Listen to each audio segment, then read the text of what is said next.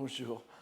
J'ai l'impression qu'il y a toujours, comme dans les romans, les histoires de Bashevis-Singer, n'est-ce pas, il y a un D-book, un esprit malin qui falsifie à chaque fois ce titre. C'est le 4e cours aujourd'hui et pas le 3e. J'ai oublié de rectifier cela. Par ça, la date est correcte. Le sous-titre est correct. Il faudra ajouter le livre 1. C'est sous cette intitulé d'exégèse divine et exégèse naturelle que je résume les parties du livre premier de Senjusho que nous allons voir aujourd'hui. Évidemment, comme je vous l'ai déjà dit, il y a 121 épisodes intitulés Koto, n'est-ce pas, de faits rapportés dans le Senjusho, et nous ne pourrons bien sûr pas en donner même des aperçus sommaires. Je ferai une espèce de synthèse à la fin, mais de ces 121 épisodes. Et pour chaque livre, j'ai choisi de présenter quelques passages qui pourront nous renseigner davantage sur le rôle qui est donné à la poésie dans la pratique religieuse centrée sur Saigyo. Je ne répète pas ce que j'ai dit la dernière fois sur les relations entre Saigyo et ce texte. Alors, l'idéal, bien sûr, serait de comparer chaque épisode que nous avons aux versions que nous en trouvons dans les deux antécédents de ce recueil, les deux antécédents du Senjusho, dont nous avons dit que c'était le Hoshinshu d'un côté, de Kamo no Chome, et le Kankyo no Tomo de l'autre, donc de ce moine Tendai qui s'appelle Keisei, qui sont antérieurs et dont le Senjusho peut être considéré comme un prolongement, mais avec des originalités, et surtout une originalité qui s'y dessine, c'est le rôle donné à la poésie, le rôle salvifique donné à la poésie, à la différence des deux premiers ouvrages. De toute façon, comparer les trois textes se limiterait à une simple énumération des différences dans la narration, dans les styles, etc. Ce n'aurait pas un grand intérêt et apporterait peu dans la perspective qui est la nôtre, donc de cette relation langagière entre la poésie et la pratique religieuse. Alors, en plus du rôle des poèmes que nous avons déjà définis, il y a aussi des poèmes, évidemment, dans le Hoshinshu, par exemple.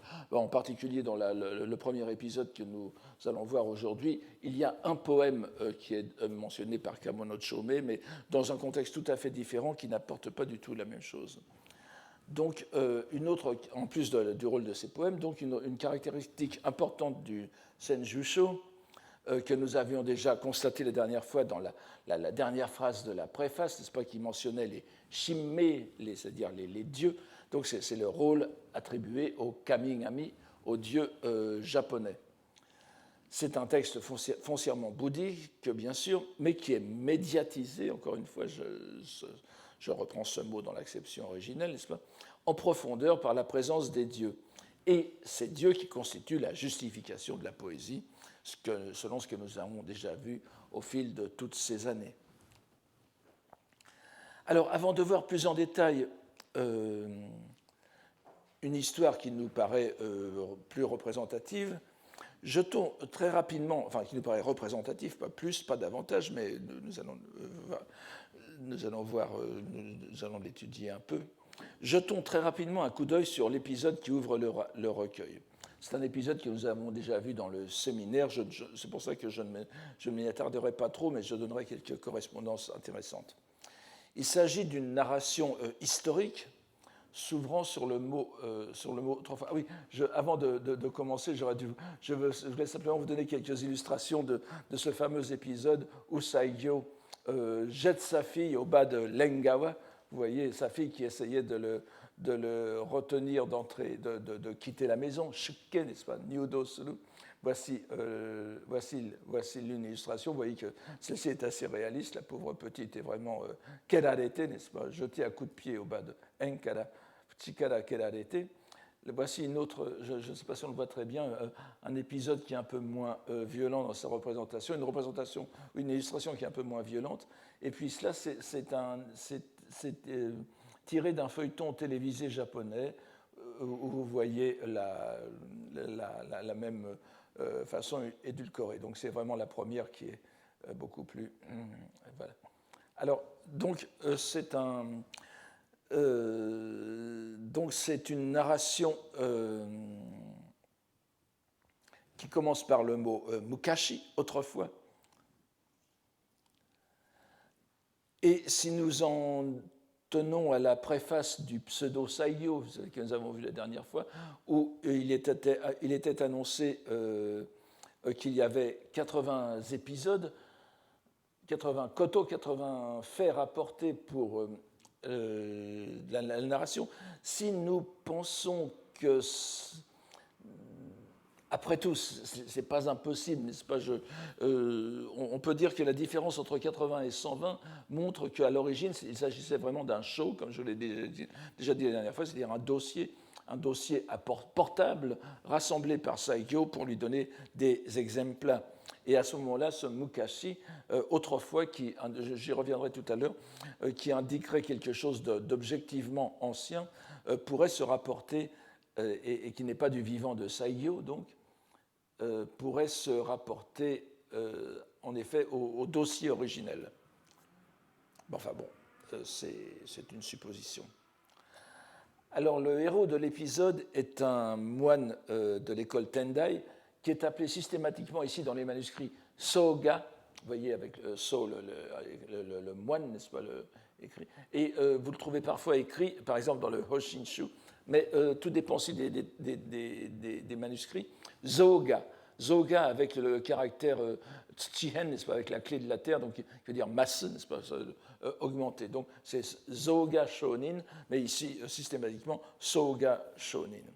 Donc c'est un religieux de l'école Tendai, dont le nom correctement attesté est bien Zoga. Mais dans les manuscrits du Senjushu, nous avons Soga, dont on possède les dates de naissance, n'est-ce pas, et de mort 917-1003, qui était le grand disciple, le disciple l'un des principaux disciples du grand maître du Tendai, Ryogen, n'est-ce pas, Jie Daishi, qui est l'un des grands rénovateurs du Tendai de la fin du Xe siècle, et en particulier, bon, j'en ai parlé un peu dans le séminaire, c'est lui qui est le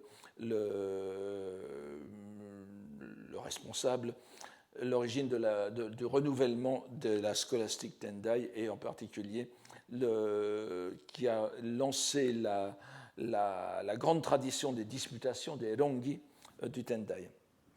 Alors, je vous donne ici quelques phrases simplement de ce texte. Il y eut autrefois un saint homme, Shonin, n'est-ce pas, du nom de Soga. Dès son plus jeune âge, Itoke nakarikeru yori, profonde était son aspiration à l'éveil, Doshin fukakute. Donc, il aspirait à l'éveil, mais ce n'était pas encore le Hoshin, n'est-ce pas, ou Hotsubo Daishin, c'est-à-dire le déploiement de la pensée d'éveil, c'est le déclic, si vous voulez, qui vous met en marche dans le premier pas dans la carrière de Bodhisattva, le Bosatsugyo ou le Bosatsudo, n'est-ce pas, qui vous fait aller de ce Hoshin jusqu'à l'éveil correct et parfait sans supérieur. Donc, c'est quelque chose de très précis, une décision qui engage l'existence, et ce n'est pas seulement une aspiration. Ce n'est pas seulement un doshin. Donc son aspiration était profonde, et il fit une retraite de 1000 nuits, le Seiya, n'est-ce pas, commodité, au pavillon du principe fondamental, le Kompon Shudo, qui est le centre de Renyakuji, le monastère du Tendai sur le mont Hiei à Kyoto. Bon, ce n'est pas la peine de rappeler tout ça. Donc il fit une retraite de 1000 jours au Tendai, au Tendai-san même. Je crois que vous avez Tendai-san, n'est-ce pas? Le Tendai-san, c'est l'une aussi de ces caractéristiques japonaises, de ces transpositions géographiques et religieuses de la Chine sur le Japon. Le Tendai-san, vous savez bien évidemment que c'est le Tiantai-shan, qui n'est pas très loin de Shanghai, où est née l'école Tiantai chinoise. Et le mont Hiei, qui est quand même beaucoup plus modeste en altitude, c'est orné, en plus de son nom de Hiei, c'est aussi orné du nom de Tendai-san. Donc ici, il faut transposer, il n'est pas allé en Chine, mais c'est à Kyoto. Alors, ne nous attendons pas ici sur la nature exacte de la pratique désignée par les 1000 nuits, n'est-ce pas, qui peut s'entendre ça fait allusion à l'une des pratiques les plus prestigieuses du Tendai, qui est la retraite de presque 3 ans, et qui est vraiment le parangon des pratiques de l'école Tendai de l'époque. Ça doit être très efficace, n'est-ce pas? Mais, comme le dit la seconde ligne,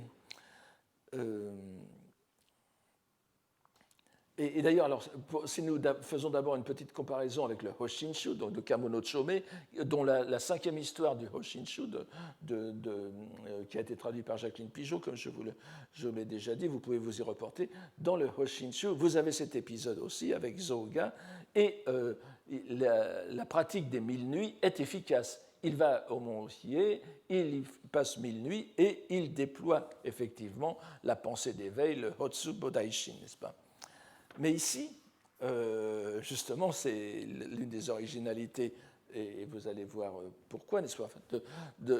Ici, il est bien dit comme Nao Makoto no Kokoro ya Tsukikanete Haberiken. Il semble, malgré cela, n'est-ce pas, la véritable pensée, semble-t-il, se refusait à lui. Et ici, échec donc du bouddhisme plus prestigieux du Japon de l'époque. Et Harutoki, un jour, n'est-ce pas, il se rend Tadashitori Ise Daijingu ni Modete. Il se rend tout seul au grand sanctuaire d'Issei. Je ne répète pas, on l'a déjà suffisamment dit. Issei, c'est je ne dirais pas l'anti-bouddhisme, mais le non-bouddhisme par excellence. Vous savez que dans le sanctuaire d'Issei, de toute éternité, si j'ose dire, le bouddhisme est tabou. C'est-à-dire qu'on n'a pas de... le nom même est prohibé, le nom des moines est prohibé. Vous ne pouvez pas appeler un moine un moine à Issei, vous ne pouvez pas parler des sutras, etc. Et comme vous le savez, c'est la conséquence d'un serment, d'un chigiri, n'est-ce pas, qui a eu lieu, par lequel, entre la divinité Amaterasu, a en quelque sorte validé le bouddhisme d'Issei, le bouddhisme, en faisant une sorte de creux, de vide à Issei. Bon, je ne reviendrai pas là-dessus, il faudrait pratiquement faire une année de cours pour parler des conséquences de cette idée très, très originale. Mais donc, il y a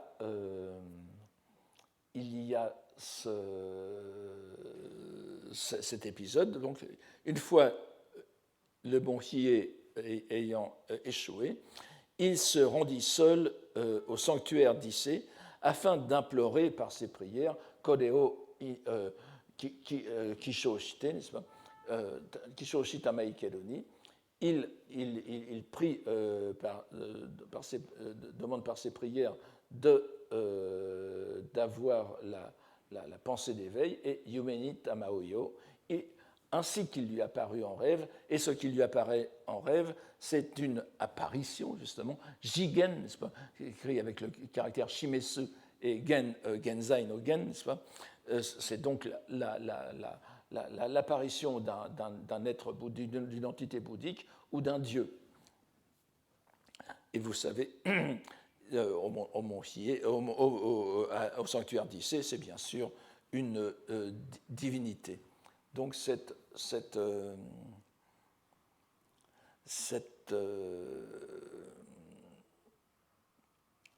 épisode est très intéressant. Le contraste avec l'épisode du Hoshinshu est éclatant.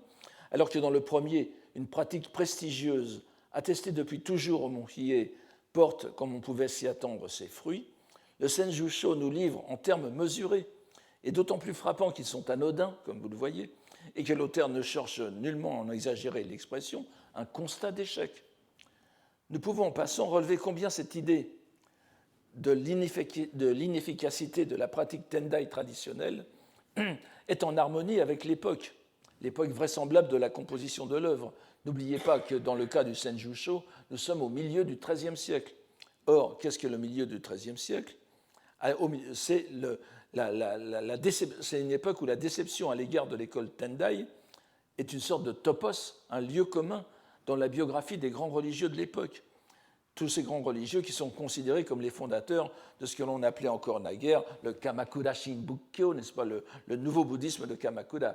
Il suffit de mentionner les noms de Shinran, de Dogen, de Nichiren. Ils sont tous des religieux qui ont commencé leur pratique religieuse dans le Tendai et au mont Hiei. Et ils en sont tous descendus parce que, justement, ils n'étaient pas satisfaits d'une pratique que l'on taxait justement de scolastique et d'érudite et donc désincarné. Donc, dans de ce Makoto no Kokoroya, n'est-ce pas, cette véritable pensée d'éveil, Makoto est ici le qualificatif de Hotsubo Daishin, n'est-ce pas, et ne peut pas s'atteindre dans le cadre de la pratique du Tendai. Donc, cet épisode est tout à fait dans l'esprit de ce Shinbukkyo du XIIIe siècle. Or, cette apparition, ce Jigen, lui donne en rêve une instruction précise qui est de prime abord peu compréhensible. Doshin o okosan tomo waba konomi o mito na omoiso. Si tu veux déployer la pensée d'éveil, alors je traduis littéralement, ne considère pas ce corps comme corps. Je fais bien sûr exprès de traduire très littéralement cette phrase, car la suite nous indique qu'elle aura besoin d'une interprétation. Et en effet, le futur saint homme, à son réveil, Uchi Odorokite, c'est un terme qui revient souvent dans le Senjusho, n'est-ce pas? Se réveilla brusquement. Odoroku ici ne veut pas dire s'étonner, mais s'éveiller, se réveiller. Donc, le saint homme, à son réveil, glose tout de suite cette proclamation divine, n'est-ce pas? Konomi o mito na omoiso.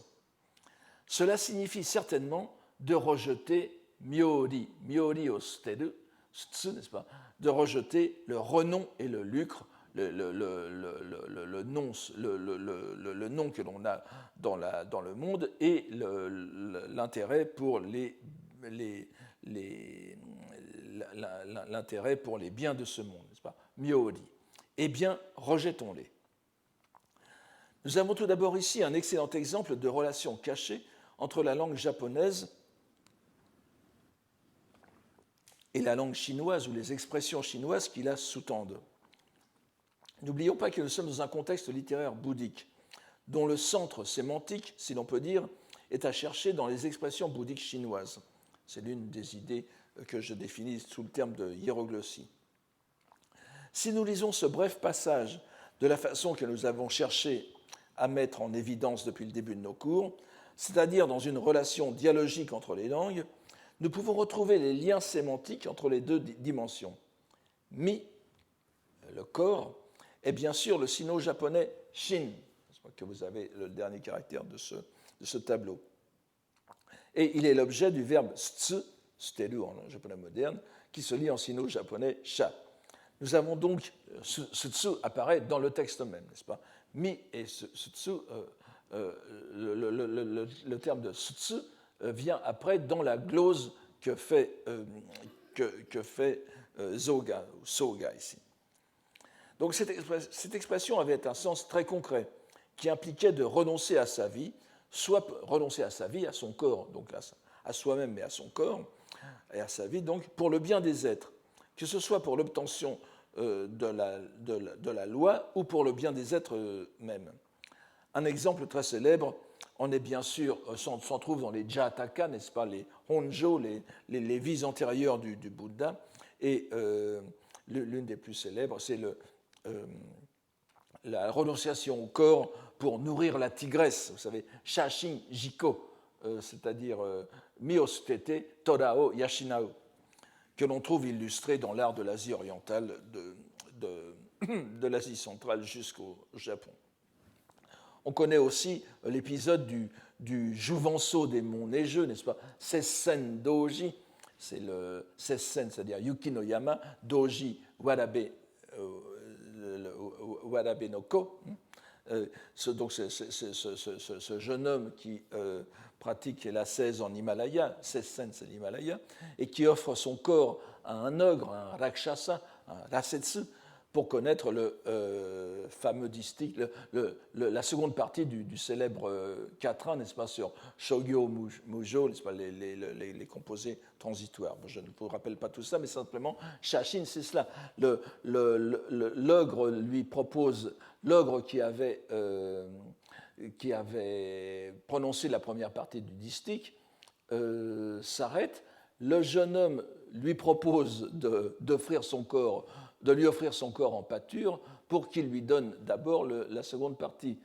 Et la seconde partie est donnée, il la grave sur un rocher et il se jette dans les bras, ou dans la gueule de l'ogre qui se transforme et se transforme et en réalité, c'était une épreuve en Dieu, n'est-ce pas? C'est une épreuve en un Dieu, et c'est une épreuve initiatique.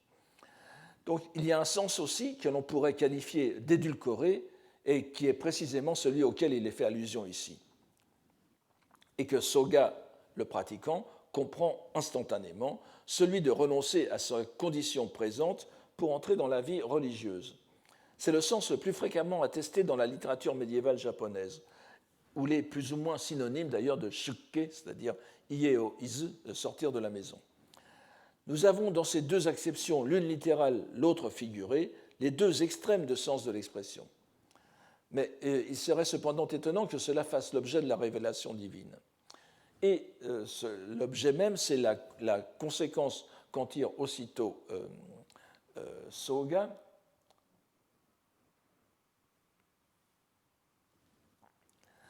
Je vous cite le texte, je ne l'ai pas reporté ici parce que nous l'avions déjà vu en séminaire. Donc, il se défit du pourpoint et de la robe qu'il portait pour les donner aux mendiants, et ce fut sans porter le moindre linge qu'il s'en retourna, nu comme un ver. Ceux qui virent la scène en furent stupéfaits et pensèrent qu'il était devenu fou. Et devant ce spectacle lamentable, l'entouraient en s'exclamant « Quelle horreur ! Utateya !» Mais lui n'en était pas le moins du monde perturbé. Nous voyons ainsi que le pratiquant descend du sanctuaire revêtu, pour ainsi dire, de son seul corps physique. Il est clair, à partir de la mise en application du précepte divin, qu'il a compris le premier mi, n'est-ce pas, mi to nao moiso, au sens de condition sociale et de tous les signes qui indiquent celle-ci. Et plus intéressant encore, qu'il glose ce mi comme miori, renom et lucre, qui sont deux des objets des 5 sortes de désirs. Vous savez, le bouddhisme classe les yoku, les désirs en 5, go yoku, les 5 désirs. Et donc, dans ces 5 désirs, il privilégie le miori, le renom et le lucre, les autres étant évidemment les désirs provenant de la soif et de la faim, n'est-ce pas, onjiki yoku, et le désir de sommeil, suimi. Nous avons donc ici un jeu d'une part entre les deux dimensions chinoises et japonaises de l'expression shashin, et je peux aussi ajouter que en chinois moderne, shoshan, n'est-ce pas, donc la prononciation actuelle de shashin, n'a pas tout à fait, me semble-t-il, le sens figuré japonais qui est vraiment renoncer à sa condition et entrer en religion. Ce n'est pas attesté dans les dictionnaires de la langue chinoise moderne, mais ça veut dire se sacrifier. C'est-à-dire ça sacrifier pour la patrie, etc., etc. C'est-à-dire ça implique vraiment un sacrifice physique, se sacrifier pour une cause aussi. Mais il n'y a pas cette idée d'entrer en religion, shukkei, qui est attestée en japonais ancien, dès le japonais médiéval, je veux dire. Donc nous avons en plus de ces distinctions entre l'expression chinoise et l'interprétation japonaise, les différentes nuances de sens déployées en japonais. Mais il y a encore un point important qui se dissimule ici, le fait que la biographie de Saigyo lui-même, en se fondant sur de nombreux poèmes de Saigyo effectivement attestés dans son corpus, ce nombre de poèmes font allusion à l'abandon du monde, yo osutsu, yo osuteru, ou l'abandon de la condition sociale, mi osuteru, mi osutsu. Et d'ailleurs, on emploie souvent dans ce contexte de Saigyo l'expression même miori osuteru. Nous citerons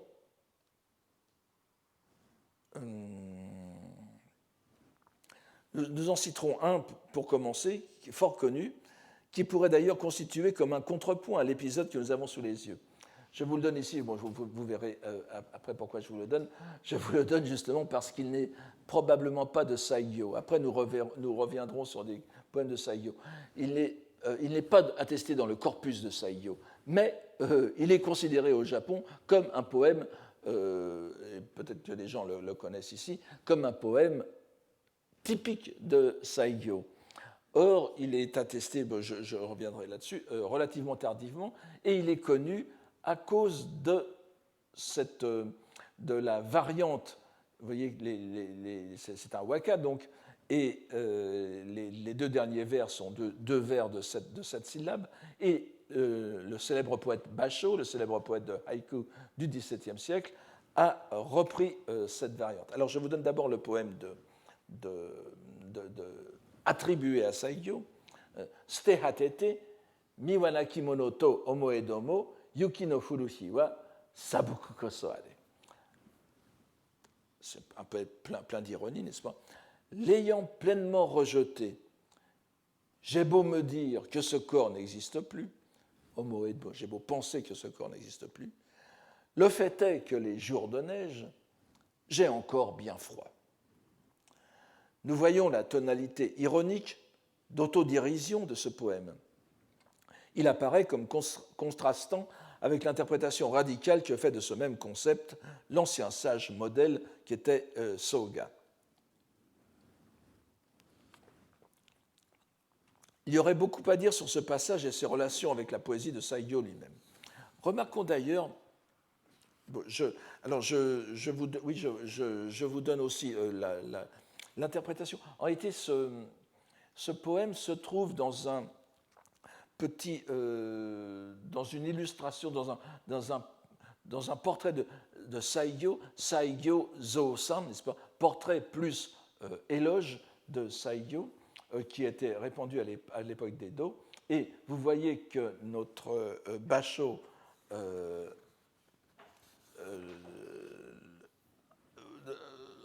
ajoute ces mots qui sont tout à fait intéressants, que je pourrais traduire. Il reprend encore le contre-pied du pseudo-Saigyo, vous voyez, et transforme le dernier caractère Yuki no Furushiwa, les deux derniers vers, Yuki no Furushiwa Saboku koso are, lorsqu'il neige, les jours où il neige, où la neige tombe, j'ai vraiment bien froid.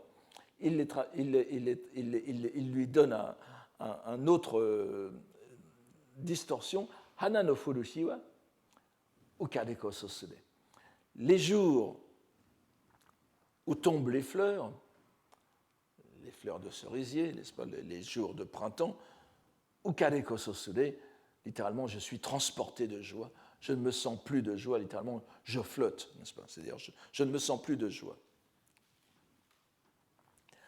Et comme on peut s'y attendre, ce poème, bien qu'apocryphe, se situe dans le prolongement d'une longue série de poèmes dont Saigyo, cette fois, est indubitablement l'auteur, et que nous ne pouvons pas énumérer ici, mais qui porte sur le thème du renoncement au monde, yo ostsu, ou du renoncement au corps.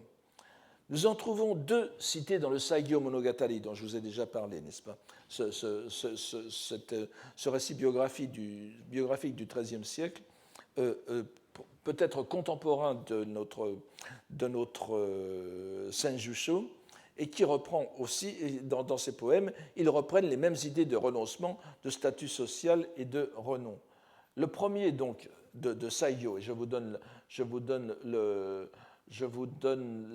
l'endroit où vous le trouverez dans le très pratique Saigyo Zenkashu, n'est-ce pas, le recueil complet des poèmes de Saigyo qui est disponible maintenant dans la petite série Iwanami Bunko. Je vous donne donc celui-ci. Et vous voyez que selon les versions, vous avez deux variantes au premier vers. Vous avez soit yo osutsuru, soit mi osutsuru. Renoncer au monde ou renoncer au corps. Je vous donc yo osutsuru shito wa makoto ni tsurukawa. Vous aviez tout à l'heure makoto no doshin, n'est-ce pas? Stenu shito koso tsuru narikere. Bon, un jeu de mots, enfin assez difficile à rendre. Celui qui renonce au monde, véritablement y renonce-t-il? Mais c'est à qui n'y renonce pas qu'il convient de renoncer. Vous voyez encore le double. Je vous donne mon interprétation de ce poème qui est différente de plusieurs, de beaucoup d'interprétations que j'ai trouvées, voire de traductions, mais je pense que c'est bien cela que ça veut dire, n'est-ce pas? C'est-à-dire, il faut renoncer à son état de non-renonçant. Vous voyez, c'est une double négation, en quelque sorte. Il faut renoncer à la personne que nous sommes qui n'arrive pas à renoncer au monde. Et ça sera le véritable renoncement. C'est-à-dire que même si nous sommes trop faibles pour renoncer, eh bien, il faut renoncer à cette personne trop faible que nous sommes. Et ce poème, dans le Saigyo Monogatari, est couplé à un autre poème qui est le suivant, et qui ne se trouve pas dans le même corpus, d'ailleurs. Ici, c'est le Sankashu. L'autre provient d'un autre corpus moins connu. Je n'ai pas la peine d'insister ici. Alors, Yo ito nao danisawa, todome okite, kazuna nanumi no omoide nisen. Alors, vous voyez le na, n'est-ce pas? Nous avions mis Odin, ici c'est le na, le renom. De détester le monde, le renom pour le moins aurais-je laissé. De ce corps qui ne compte pour rien, ce sera le souvenir. Vous voyez encore une fois les paradoxes qu'aime beaucoup Saigyo, n'est-ce pas? Il renonce au renom, au nom, à la célébrité, et ce sera ce renoncement au nom, cet anonymat qui fera qu'il reste dans la mémoire des hommes, n'est-ce pas? Donc c'est encore une fois, évidemment, tout cela est pétri de bouddhisme, n'est-ce pas? La négation de l'affirmation, chaque phrase se défait elle-même en quelque sorte. Bon, nous sommes bien habitués à cela dans les textes bouddhiques. Alors bien que le second poème apparaisse comme moins décidé que le premier, il tente au moins de persuader le lecteur de la sincérité de son dégoût du monde, et peut être donc considéré comme à l'opposé de l'ironique paradoxe de tout à l'heure, n'est-ce pas, sur celui qui a renoncé au monde mais qui a quand même froid sous la neige, au corps mais qui a quand même froid sous la neige. Nous avons certes d'autres poèmes de Saigyo sur le même thème, qui semblent exprimer le constat de son impuissance à réaliser ce shashin qui est au cœur du déploiement de la pensée d'éveil. Par exemple, celui-ci aussi, qui est dans le Sankashu, encore une fois. Oshikaranu miyoshite yarade, furu hodo ni nagaki yami ni ya mata mayoinan. Tant que sans renoncer à un corps dont je n'ai cure, qui ne m'importe pas, je passerai mes jours. Donc, tant que sans renoncer à un corps dont je n'ai cure, je passerai mes jours. Devrais-je longtemps encore errer en d'éternelles ténèbres? Nous reverrons ces allusions. Vous voyez que Nagaki Yami Niya, le Nagaki Yami, la longue obscurité, ce que j'ai traduit par les éternelles ténèbres, c'est une réflexion en japonais de Nagakiyo, la longue nuit, que vous connaissez par des waka très, très célèbres, sur lesquels je ne reviens pas, n'est-ce pas, et qui est encore une fois une traduction en japonais d'une expression bouddhique que l'on retrouve dans le Sutra du Lotus, Jōya, c'est-à-dire la longue nuit, qui veut dire tout simplement, qui est une traduction d'un mot sanskrit qui signifie simplement longtemps. Mais la traduction littérale du sanskrit, la traduction littérale et fautive du sanskrit, a transformé ce longtemps en longue nuit. Et évidemment, c'est une expression beaucoup plus poétique qui a pu se déployer du chinois en japonais et que nous retrouvons ici. Il est bien sûr évident que l'éternel dilemme du renonçant hante les poèmes de Saiyo. Mais une fois que nous avons constaté la présence constante de ce thème au fil de sa poésie, et plus encore dans ce qu'en fit la postérité, qui, même sous forme apocryphe, comme nous venons de le voir, a développé les paradoxes du renoncement, nous sommes mieux à même de comprendre l'intérêt de cet épisode initial programmatique du Senjusho, où c'est une apparition divine au sanctuaire d'Issé qui fait l'exégèse décisive et efficace pour le progrès spirituel du moine modèle de Saiyo. Donc, c'est cette exégèse de Shashin, d'un terme important de la pratique bouddhique. La fin de ce premier épisode nous renvoie à l'importance des dieux. Après un passage sur la doctrine bouddhique où sont notamment mentionnés deux importants ouvrages scolastiques, le Yuishiki, sans doute ici le Jo-Yuishikidon, n'est-ce pas, c'est-à-dire le traité sur la réalisation du rien que conscience, et le Makashikan, la somme de méditation dont nous avons déjà suffisamment parlé, l'un des grands textes du Tendai. Les trois dernières phrases de ce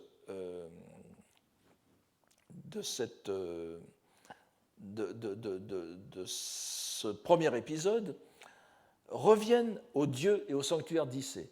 Il y a donc une longue digression bouddhique et les trois dernières phrases sont les suivantes. Je ne les ai pas mises ici parce que nous l'avions vu en séminaire, mais je vous les lis lentement.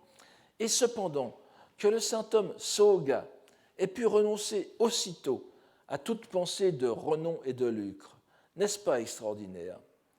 Mais cela, si ce n'était grâce à l'auguste aide ontaske, je traduis le on et les mi, n'est-ce pas, par Auguste, suivant cela Bernard Franck, pour bien insister sur le côté surnaturel de la chose. Mais si ce n'était grâce à l'auguste aide du grand sanctuaire d'Issé, Issé Daijingu, comment un tel état d'esprit eût-il été possible? Ce corps, recouvert des nuées de la convoitise et de la sottise, livré aux ténèbres éternelles, Tokoyami, vous voyez exactement, c'est la même chose que le Nagakiyami que vous avez ici, du poème de Saiyo. Ce corps, donc recouvert des nuées de la convoitise et de la sottise, livré aux ténèbres éternelles, est lavé, susugarete, par les flots de la rivière Isuzu, la rivière qui coule auprès du sanctuaire d'Issé, n'est-ce pas, qu'on appelle aussi le Mimosu Sogawa, comme nous l'avions vu la dernière fois, et se trouve dissipé dans l'auguste lumière, on hikari, n'est-ce pas, et vous voyez tout de suite l'allusion à Wako Dojin, Hikari o Yawaragete, vous connaissez l'expression, nous la reverrons souvent. Donc, il se trouve dissipé dans l'auguste lumière de la grande déesse Amaterasu. Nous lui devons encore et encore reconnaissance. En quel âge cela se pourrait-il oublier? Nous voyons donc que dès le premier épisode, le ton caractéristique du Senjusho est donné, que l'on peut mieux définir en nous reportant à ses antécédents littéraires. Ce qui est enseignement purement bouddhique dans le Hoshinshu est ici médiatisé par un détour qui mène au plus grand sanctuaire purement shinto du Japon. Mieux encore, l'apparition divine, Jigen, se manifeste par une exégèse, ambiguë il est vrai, d'un dogme bouddhique bien connu. Exégèse qui se révèle plus efficace que les 1000 nuits passées au plus prestigieux des monastères bouddhiques japonais. Bien qu'il n'y ait pas de poème cité, nous avons vu que l'expression Miyosutsu est au centre de nombre de poèmes de Saiyo, ou attribué à lui-même. C'est un premier indice d'un procédé que nous retrouvons assez souvent dans notre texte, mais qu'il est assez difficile de cerner, tant ces allusions peuvent être élusives. Nous verrons de loin en loin que certaines phrases semblent être prises à des poèmes de Saigyo. Je vous en donnerai en temps voulu quelques exemples, mais ici nous en avons déjà un, n'est-ce pas? Nous n'avons pas le temps de nous attarder longuement sur le second épisode, que nous appellerons de son titre le plus répandu, l'apparition de Guion, Guion Jigen. Une autre expression, il y a un autre titre que nous verrons et qui implique le katabila, que je vous mets ici, n'est-ce pas? Donc, n'en retenons que l'essentiel. Il relate l'histoire d'un ermite de Shirakawa, à l'est de Kyoto, alors qu'il était encore attaché aux choses de ce monde, avant de se bâtir un ermitage. Et à ce moment-là, lorsqu'il était donc maître de famille, son héritage avait été détourné de façon frauduleuse. En conséquence, il avait fait une retraite de 7 nuits, cette fois, vous voyez, on reprend le Shichiya, au Yakata Jinja, c'est-à-dire au grand sanctuaire de Gion, n'est-ce pas, qui est à Kyoto, en priant la divinité de l'inspirer sur la façon de recouvrer son bien.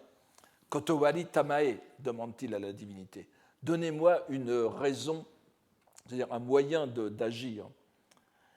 Il est donc bien clair ici, et vous voyez le contraste avec le premier, l'idée de tout à l'heure, il est donc bien clair ici que la visite aux dieux repose sur la plus élémentaire motivation religieuse, qui est souvent représentée comme la base de la religiosité japonaise, c'est-à-dire l'idée des bénéfices mondains, n'est-ce pas, les genze ryaku. Les bienfaits matériels, on va au sanctuaire ou même au temple pour avoir des bienfaits immédiats et tout à fait comptabilisables. Mais l'oracle divin est tout à fait inattendu. En effet, à la 7e nuit,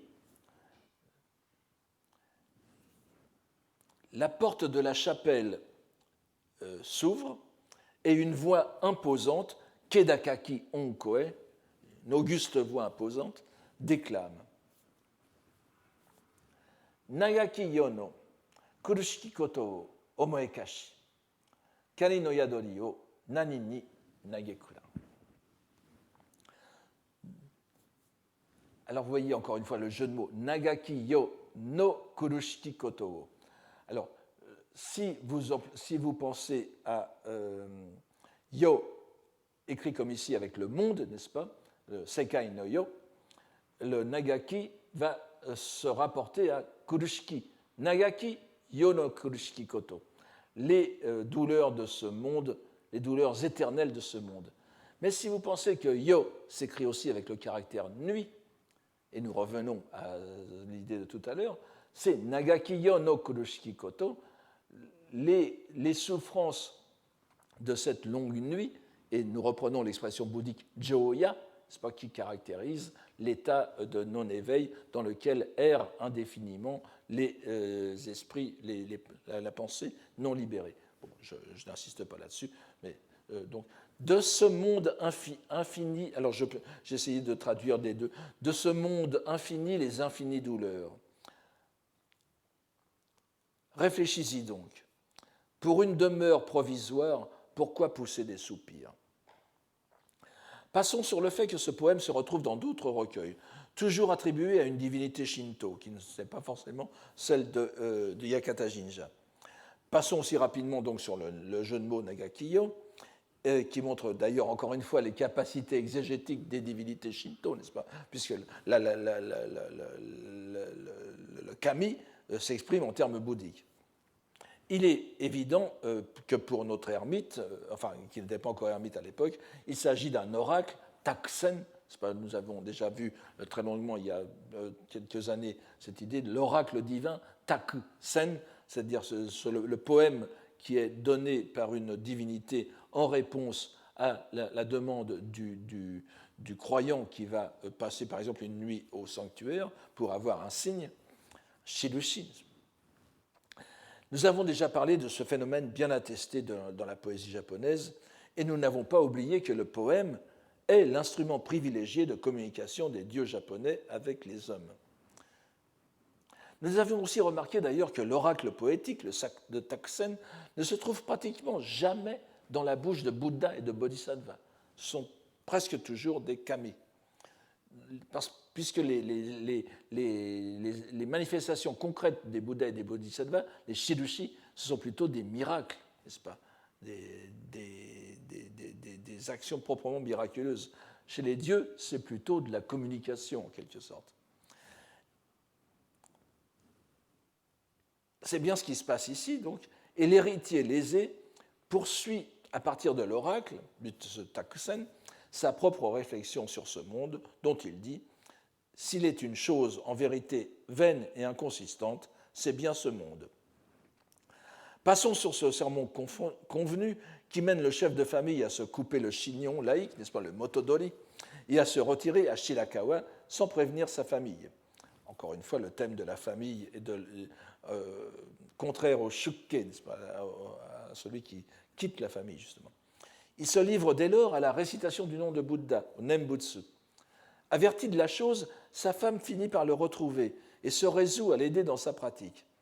Et alors, tout finit bien, n'est-ce pas? La femme fait en quelque sorte l'intendance de l'ermitage, et puis l'indélicat qui avait privé le maître de maison de son héritage, ayant eu vent de cette conversion, il est pris de remords et il restitue le bien, non pas à l'ermite, bien sûr, puisqu'il a quitté le monde, mais à l'épouse. Restons-en là de ce second épisode que nous lirons en séminaire, et allons directement aux dernières lignes, qui tirent encore une fois une morale assimilationniste, c'est-à-dire fondée sur la doctrine du Honji Suijaku, n'est-ce pas, les traces descendues des bases originelles que sont les Bouddhas, donc les dieux comme traces descendues, est liée au fait que l'oracle qui a décidé de cette vie nouvelle provenait d'un dieu. Or, cette morale s'exprime ici de façon curieuse. Elle est plus riche que tout à l'heure, puisque nous avons une véritable restructuration à l'aspect vénérable et scolastique, n'est-ce pas, qui est fondée sur des formules ronflantes que nous allons citer telles quelles. Alors,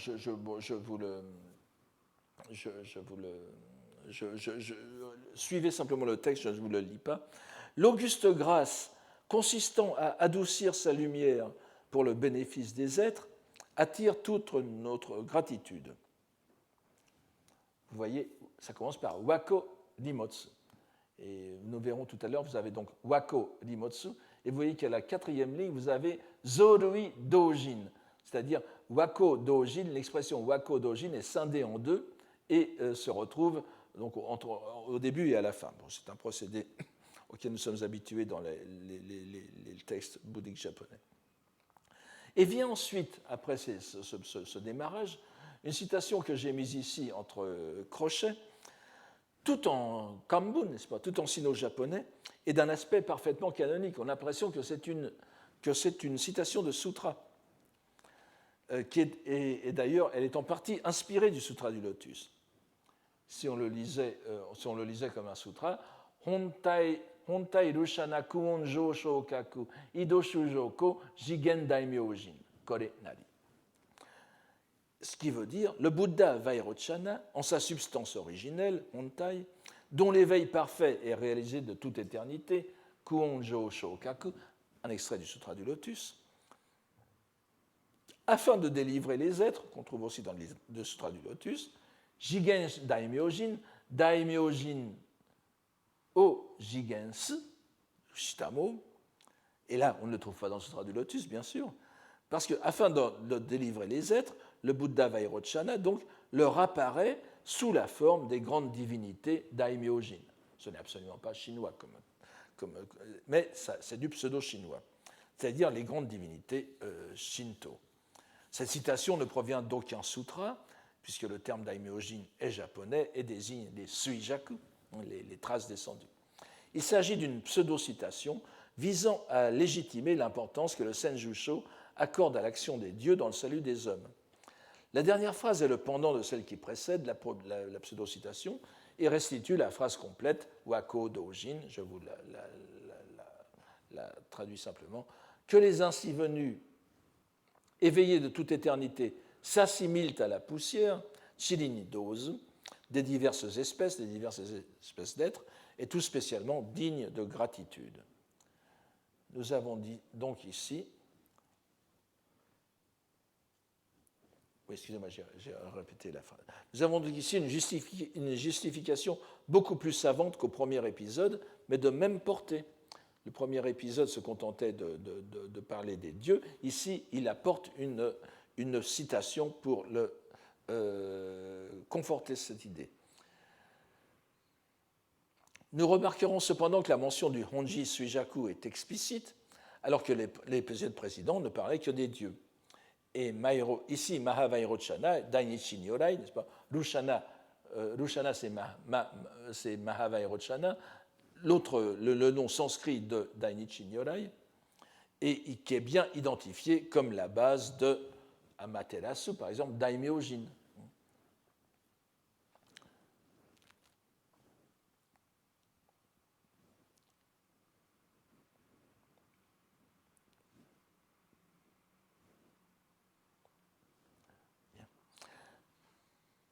Alors oui, excusez-moi, le katabila, c'était pour ici, mais enfin, ça n'a pas beaucoup d'importance. Vous avez vu ce qu'était un katabila, n'est-ce pas? Le troisième épisode, donc, qui est intitulé dans la plupart des versions « Un moine errant restitue une veste », Muenso, n'est-ce pas? Un moine sans attache, En no nai, Yukari no nai so. Alors, c'est Muenso no katabila gaeshi. Passons sur ça, ne devrait pas nous retenir trop longtemps. Passons sur sa situation chronologique. Je ne vais pas insister sur ces détails, ce n'est pas grande importance. C'est en tout cas donné ici comme une... le protagoniste, en tout cas, n'a pas eu de rapport direct avec Saigyo. C'est une histoire rapportée qui précède l'existence de Saigyo. Donc, le récit décrit un moine errant mendiant sa nourriture dans les rues de Kyoto, mais qui ne prend que ce dont il a besoin et qui refuse tout superflu, et en particulier ce katabila que veut lui offrir une bonne âme, donc c'est une sorte de veste, n'est-ce pas, et qu'il lui restitue. Pour ce qui est de l'aumône de nourriture, il la refuse aussi s'il a pris son repas quotidien. Donc il refuse de stocker de la nourriture en quelque sorte. Le texte ajoute qu'il n'a pas l'air d'un moine savant. Bien qu'il psalmodia l'invocation du Bouddha, je cite ici, récita les passages essentiels des Écritures et parut plongé en méditation, Omoi Iritaru Sama. Pour ce qui est des textes doctrinaux, Homon no Kataniwa, Homon no Honiwa, n'est-ce pas? Pour ce qui est des textes doctrinaux, il en paraissait assez éloigné, Mote Hanaretaru Sama. Le terme de Homon est crucial ici, et ceux qui ont suivi le cours depuis le début reconnaîtront son importance de la perspective qui est la nôtre.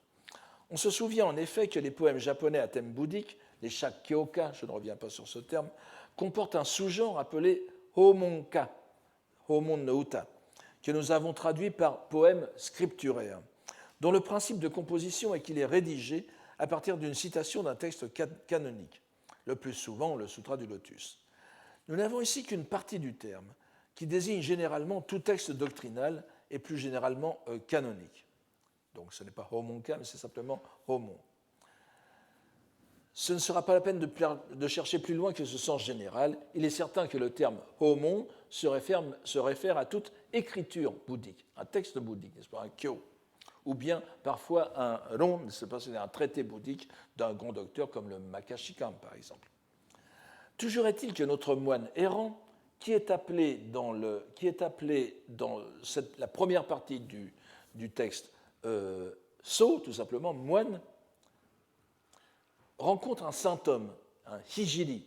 Hijiri, c'est le caractère que nous avons vu tout à l'heure dans la lecture shonin, n'est-ce pas? C'est-à-dire le saint homme, dont le nom diffère selon les versions. Vous voyez, on l'appelle soit Geisai, soit Inzai. Bon, je ne reviens pas là-dessus, ça n'a pas beaucoup d'importance.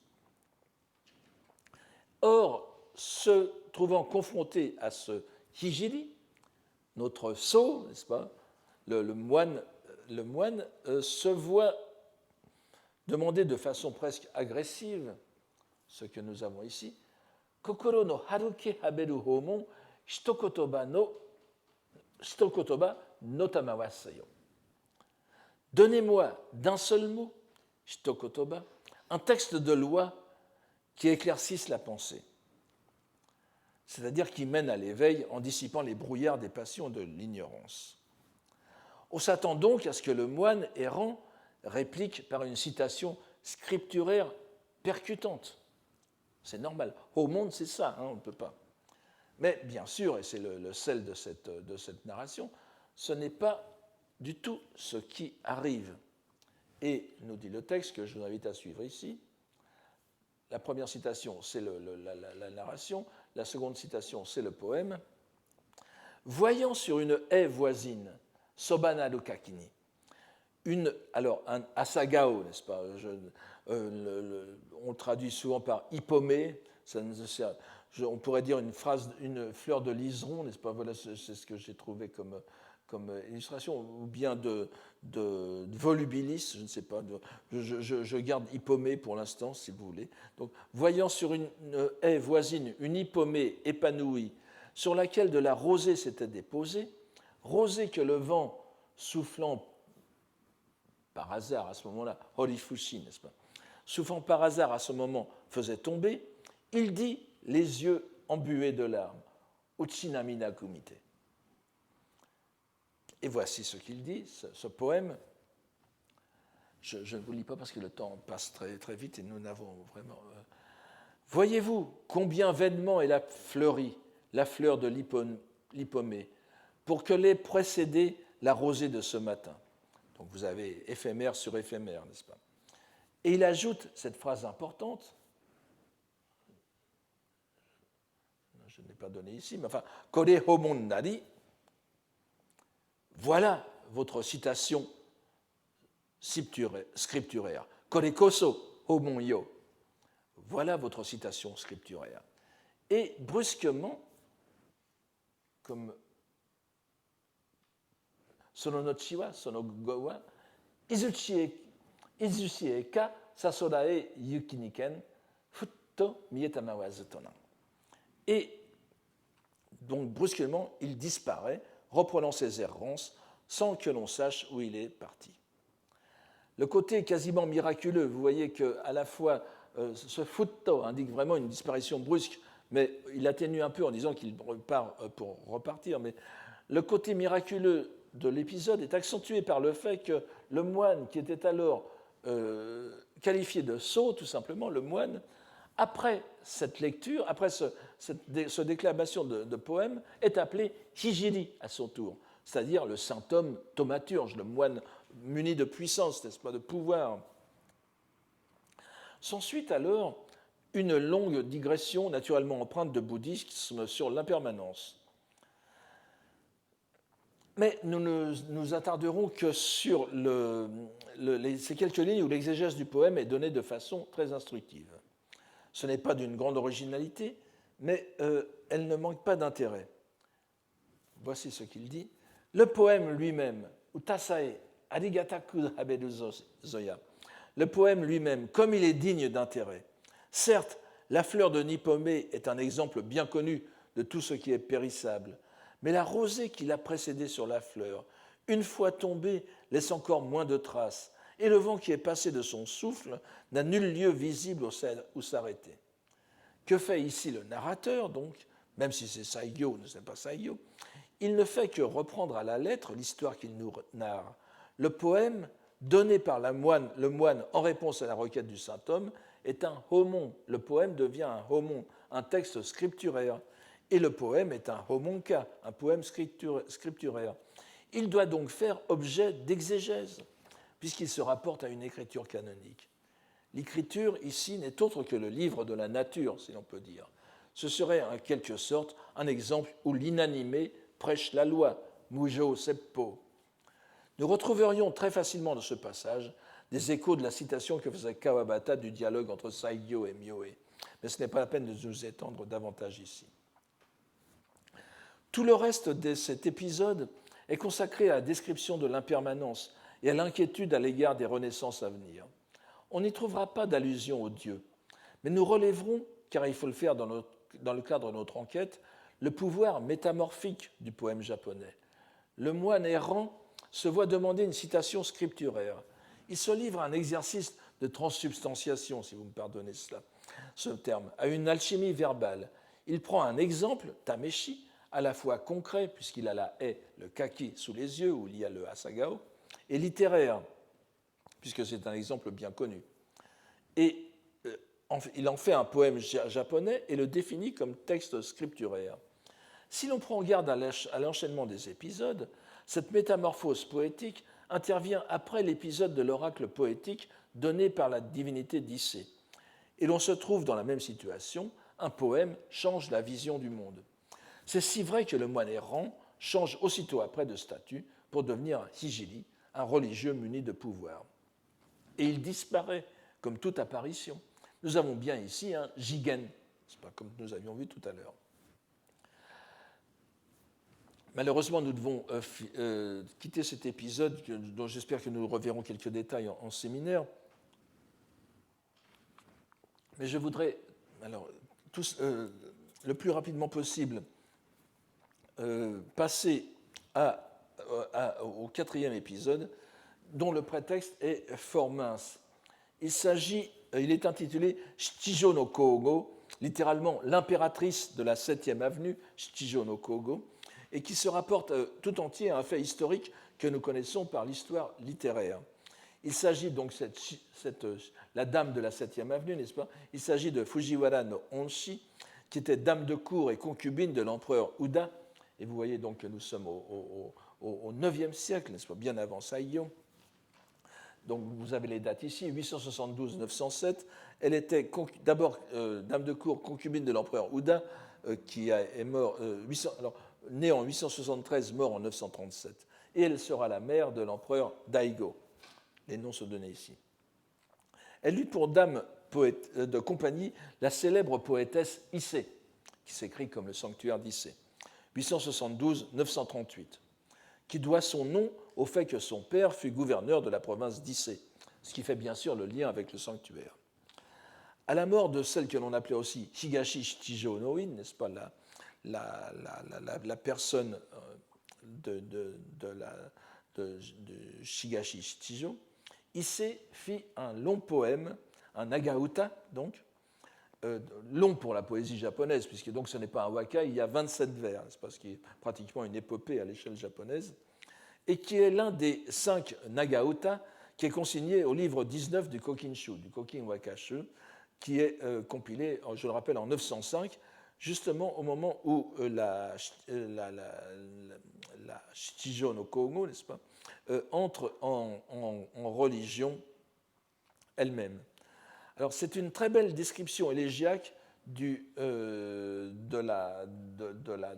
désespoir né de la disparition de la personne avec laquelle dont Issei était la dame de compagnie, mais en même temps la rivale, il faut dire, puisque la dame d'Issei était devenue à son tour concubine de l'empereur Uda. Je n'insiste pas sur ces histoires d'alcôve, je vous donne simplement... Alors, je vous lis très rapidement ce poème. À ma connaissance, il n'y en a pas de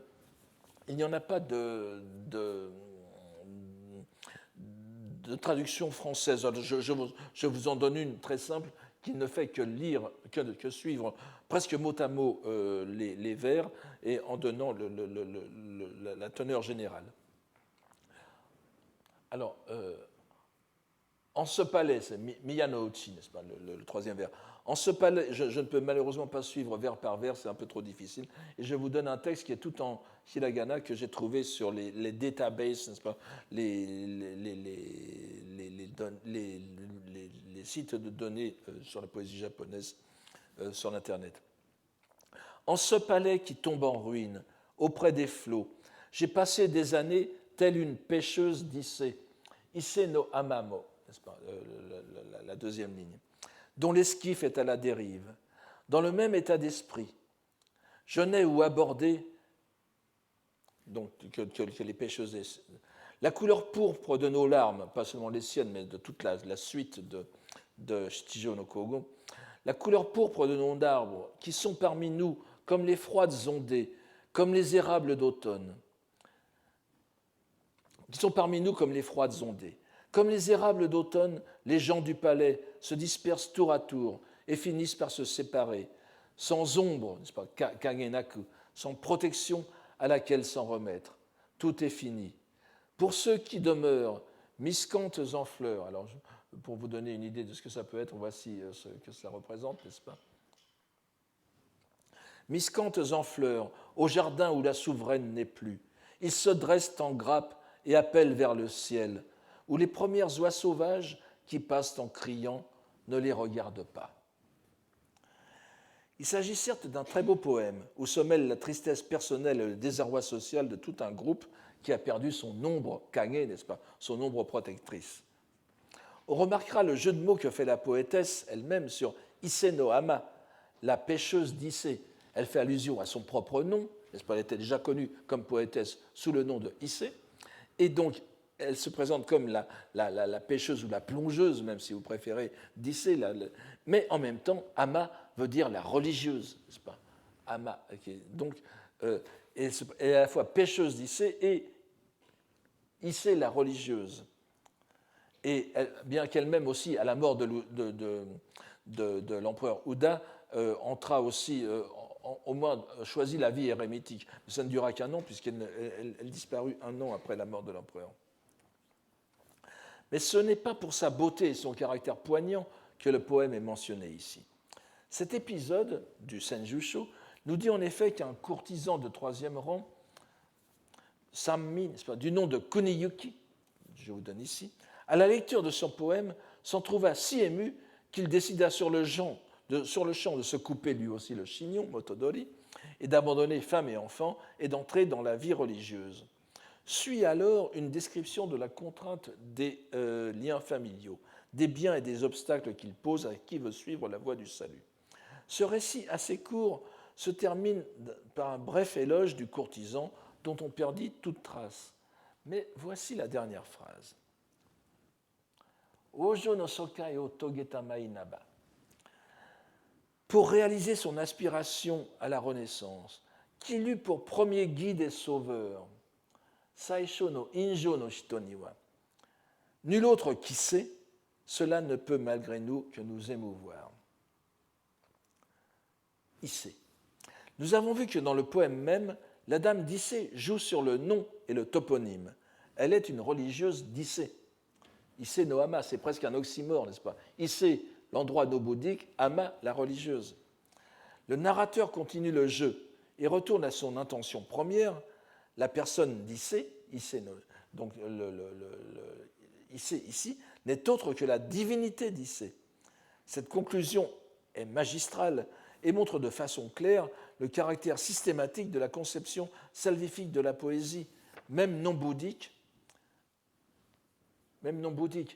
Ce poème, qui n'est jamais, il est dans le Kokinshu, n'est pas considéré comme un poème bouddhique, mais ici, le narrateur qui le met dans une suite où, à chaque fois, c'est un dieu ou dans un sanctuaire shinto qu'est donné un précepte bouddhique, il met ce poème de la dame d'Issé avec le même rôle salvifique qu'un poème bouddhique. Et ce sont les dieux eux-mêmes, en quelque sorte, qui rendent bouddhique cette poésie. Voilà très rapidement fait le tour de ce premier livre. La prochaine fois, nous aborderons le second et je vous remercie pour aujourd'hui.